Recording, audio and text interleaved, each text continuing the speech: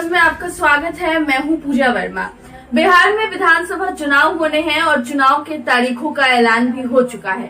इसके साथ लगातार बिहार के चुनावी समीकरण में बदलाव देखा जा रहा है।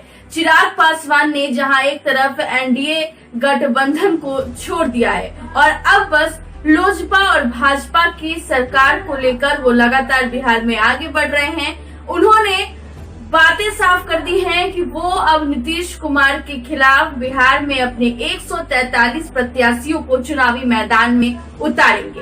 इन तमाम बातों के बाद अब चिराग पासवान तेजस्वी यादव को शुभकामनाएं नजर आ रहे हैं। जी हाँ, चिराग पासवान ने एक खुला पत्र जारी किया है और इस खुले पत्र में उन्होंने तेजस्वी यादव को शुभकामनाएं देते हुए ये कहा है कि बिहार में जितने ज्यादा ऑप्शंस रहेंगे उतने ज्यादा लोगों को चुनाव में लोगों को चयन करने का और मौका देने का अवसर रहेगा और बिहार की सियासत में भी बदलाव आएंगे। नीतीश कुमार के खिलाफ लगातार चिराग पासवान के बगावत वाले स्वभाव कई दिनों से देखे जा रहे थे। इसी क्रम में वो एनडीए से अलग हो गए और नीतीश कुमार के कामों को लेकर जिस तरीके से वो लगातार सवाल उठा रहे थे, उन्होंने साफ तौर पर ये अपने खुले पत्र के जरिए कह दिया है कि अगर नीतीश कुमार को लोग वोट देते हैं, अगर लोग वोट देते हैं तो फिर बिहार और पीछे चला जाएगा।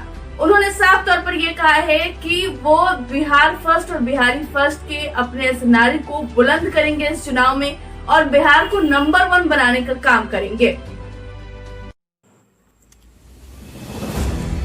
बिहार में एनडीए से अलग जाकर विधानसभा चुनाव लड़ने का फैसला कर चुके चिराग पासवान अब लगातार नीतीश कुमार पर हमलावर हैं। चिराग पासवान थोड़ी देर पहले अपना खुला पत्र लिखकर स्टैंड साफ करते हैं कि अब उन्होंने महागठबंधन की तरफ से सीएम कैंडिडेट तेजस्वी यादव को लेकर बड़ा बयान दिया। चिराग पासवान ने कहा है कि तेजस्वी यादव उनके छोटे भाई हैं। चिराग ने कहा कि तेजस्वी यादव उनके छोटे भाई हैं और वो उन्हें भविष्य के लिए शुभकामनाएं देते हैं। उन्होंने आगे कहा है कि लोकतंत्र में विकल्प का होना बेहद जरूरी है। जनता के सामने ज्यादा विकल्प होने से बेहतर नतीजे सामने आते हैं। चिराग पासवान ने कहा है कि यह जनता को तय करना है। चिराग ने कहा कि बिहार के मुख्यमंत्री नीतीश कुमार से उन्हें काफी उम्मीद थी, मगर वे विफल हो गए हैं। यह चिंता की बात है कि विकास के लिए नीतीश कुमार की क्या सोच है। जमीनी स्तर के लोगों को विकास की योजनाओं का लाभ नहीं मिला। बिहार विधानसभा चुनाव में एनडीए से नाता तोड़ चुके लोक जनशक्ति पार्टी के अध्यक्ष चिराग पासवान ने जनता के नाम खुला पत्र लिखा है। चिराग ने कहा है कि जनता ने इस चुनाव में अगर जदयू को एक भी वोट दिया तो उनका भविष्य बर्बाद हो जाएगा। पत्र में दावा किया गया है कि बिहार में इस दफे भाजपा लोजपा की सरकार बनेगी। चिराग पासवान ने दावा किया कि बिहार में इस दफे भाजपा लोजपा की सरकार बनने के साथ वे प्रधानमंत्री नरेंद्र मोदी के सपने को पूरा करने के लिए बिहार में अकेले चुनाव लड़ रहे हैं। इसमें उनका कोई निजी स्वार्थ नहीं है। हालांकि कुछ लोग ये भ्रम फैलाने की कोशिश कर सकते हैं कि उन्होंने अपने स्वार्थ को पूरा करने के लिए जदयू से नाता तोड़ा है। चिराग ने कहा है कि उन्हें अभी और अनुभव लेनी बाकी है। चिराग ने कहा कि बिहार का ये चुनाव 12 करोड़ बिहारियों के लिए जीवन मरण का सवाल है। बिहार के पास अब खोने के लिए कुछ भी नहीं है। चिराग ने पत्र में लिखा है, जदयू प्रत्याशी को दिया गया एक भी वोट कल आपके बच्चे को पलायन करने को मजबूर कर देगा। लोक जनशक्ति पार्टी की राह आसान नहीं है, लेकिन हम लड़ेंगे और जीतेंगे भी।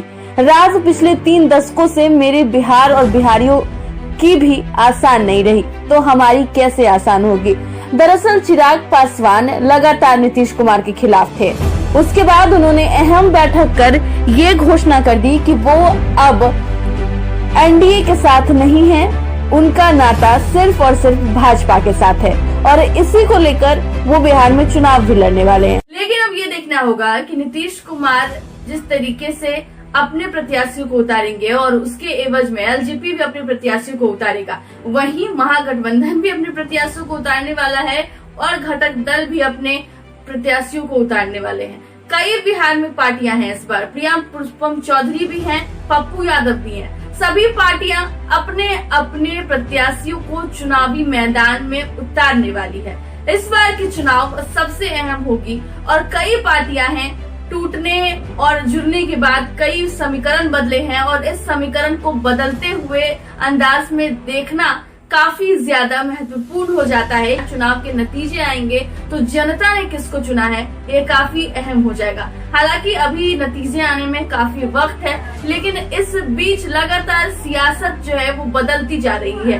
कभी किसी पार्टी की तरफ लगातार लाइमलाइट रहता है, दूसरी पार्टी की तरफ। सबसे अहम बात ये होगा जनता किस पार्टी को तवज्जो दे। क्या बिहार में फिर से नीतीश कुमार की सरकार बनती है या फिर एक नया चेहरा बिहार के लोगों को देखने को मिलेगा।